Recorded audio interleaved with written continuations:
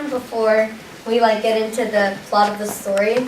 I mean, it's sort of, I looked into the events that were around the time that Ishmael wrote the book. It's called A Long Way Gone by Ishmael Beah, so just if you were wondering. So it's really confusing, but I'll just talk about a few major events that kind of happened during the story. So in 1991, the fighting started between two different political views, the rebels and the Sobels. The rebels were this group called the Revolutionary United Front.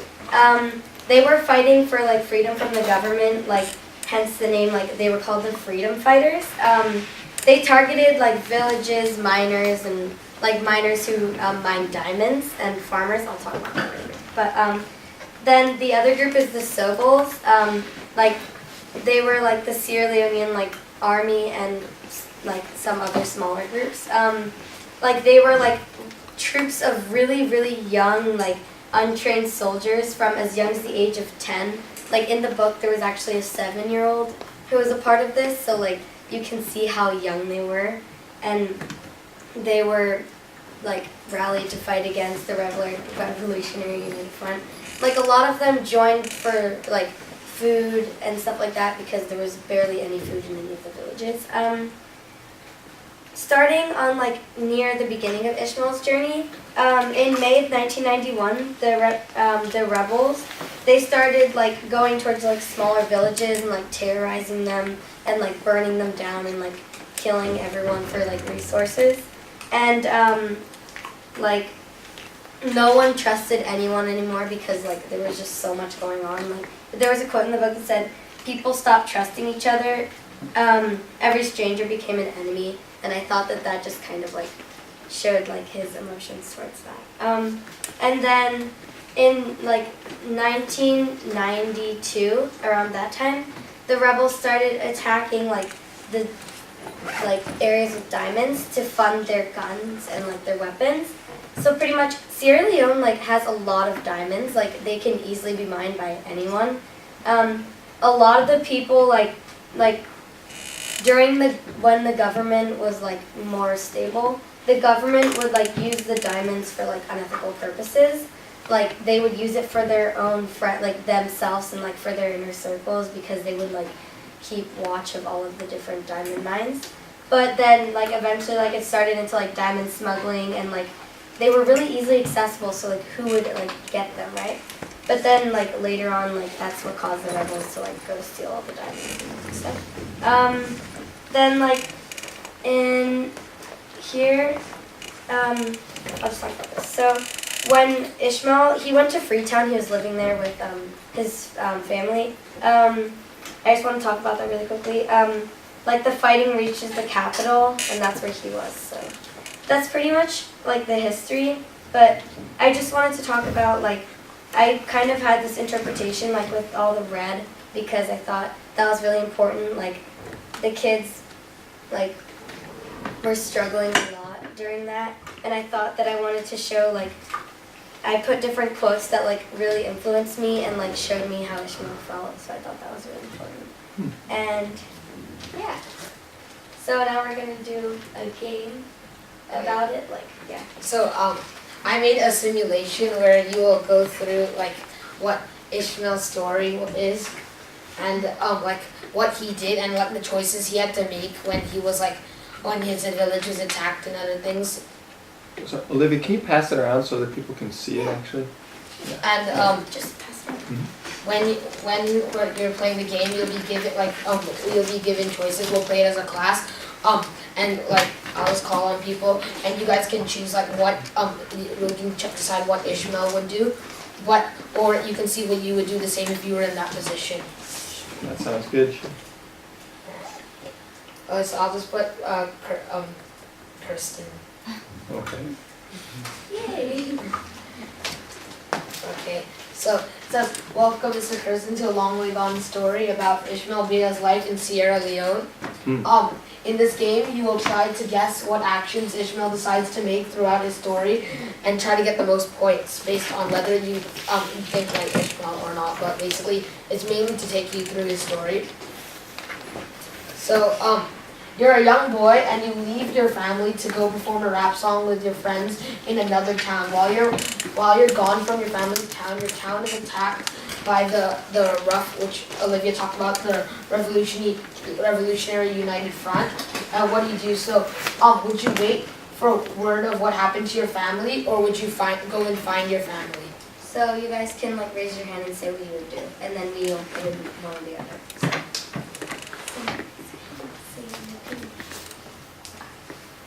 Allie. Go and find your family. Okay. No, actually, Ishmael decided to hear from his family because he was scared of getting like killed because he was not that old. He was just with his friends going to perform a rap song because like rap, he really liked that. So yeah, you got it wrong. Well, it doesn't really matter, but like during this time, Ishmael was not an old man. He was just like a young teenager, so he was really scared. So he just he was 12, so he waited to hear word from his family, and then you're like while you're waiting for word from your family, you're getting hungry and you need supplies because otherwise he's gonna starve because there's nowhere to go. Would you steal the supplies or do you ask for them? Steal. Okay, so you guys first said ask. So Ishmael was scared, and along with his friends, they didn't know what to do, and everyone was, as you may know, the Revolutionary United Front was attacking many towns. So then there was not many, people had to hide. So so he went and stole food from other houses to survive. Okay. You go to a village, and after realizing that you are not one, after they realize you're not one of the rebels, they offer you food and shelter. Do you stay with food or shelter, or you keep on moving? Okay, so wait, actually, I put in the right answer, but you guys said the wrong answer. Good job, kid. Ishmael ended up going because he was scared that he knew that the town would be attacked. So throughout this book, there's a lot of fear that's brought into the people of Sierra Leone, and not only Ishmael Bea, but he was really scared, so he continued moving on, and he went to another town.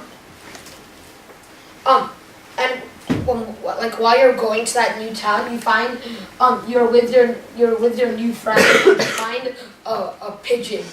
Okay. It's dead. Yes. It's like You eat it together, but one of your friends gets very sick. Do you take your friend for help, although the town may get attacked, or do you help him yourself? Help yourself. Wrong. Ishmael, even though Ishmael was very scared throughout his story, he was still cared for his friends, and even though he couldn't find his family, he was still caring for his friends throughout this time because, so he took his friend to the next village. Oh wait, sorry, that's it. At the village, you meet a man who recognizes you. He tells you that your brother is alive. Then the man gives you food and shelter, but in the middle of the night your friend dies, although you must bury him. After the burial at the village, where the village is attacked, do you run away or do you fight the rebels? Run away. Fight the rebel. Okay, you guys got one right. Sorry, Harry. After running, you reach a military village and you stay there for a while. The militia at the village hear that they are going to be attacked, and they ask the boys to come and join the militia. Do you run from the town or do you join the army? Join the army. Run. Okay, you guys said join the army, so you guys got another one right. After many battles, the UN come to take all the kids and teens from the army for rehabilitation. Do you hide so they don't take you, or do you go with them? Go with them. Okay. Why would you not go with them? You guys got another one right. You live with for some reason a glitch, but basically there was a nurse at the UN who took care of you, and they all wanted you to have a better life, so they sent you to somebody named Uncle Tommy, who you didn't like at first, but later you started to understand that he just wanted the best for you. You go to and then you go with Uncle Tommy. You go to New York to tell your story at the UN, but then war breaks out where you live, and Uncle Tommy dies. Because you cannot get help when there's war, you reach out for help at your friends at the UN, and they say you can go there. So you go there to the UN, and then you guys got Is that 3 question? points. Oh. That's like the end of the story. Oh, okay. Okay, and then, but as you can see throughout his story, he lost a lot of his his friends and his and his family and his he couldn't find his family, and he even lost Uncle Tommy, who was the person who tried to take care of him, after he left the war from the Revolutionary United Front. But some things that weren't shown in the game because it did. I don't know why I just skipped it, but at the war when Ishmael was fighting, he was exposed to many drugs, and two more of his friends died. So he was alone, and he was very depressed during the war, and he just decided that's why he had to go to rehab because there was because of he started to only rely on drugs. Alright, so you guys got 3 points. Yeah.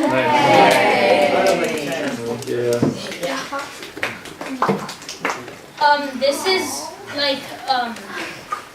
just a silhouette of Ishmael Bea, and inside there's pictures and symbols that represent what he went through and the things he experienced. So over here on the head, there's a skull, and it represents death and how violence, and he experienced a lot of that.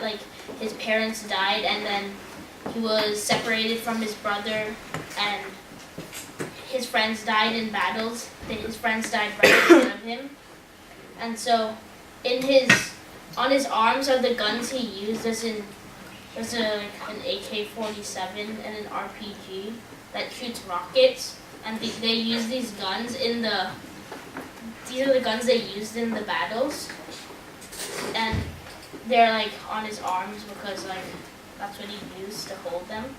Over here around his heart, there's a cassette tape, and it says "I love rap" because rap is what something that kept Ishmael alive. The cassette tape actually saved him from villages that captured him a lot of times. When they were captured and then they found the cassette tape, they played it and they recognized him for his music, and then they didn't end up killing him. So the cassette tape actually saved him, I think 2 or 3 times. Yeah, they actually ended up burning. Yeah, and then when he became a soldier, they took it and they ended up burning the cassette tape. So when he became a soldier, he got addicted to these drugs, marijuana, brown. It's a mix of cocaine and gunpowder, and he snorted it a lot. And then these white pills, they actually gave them to the child soldiers to make them more confident and energetic and fearless. When they go in battle, they have to have the white pills every time. And he ended up getting addicted to it because he had bad dreams about every night, and things he dreamed about carrying his own dead body.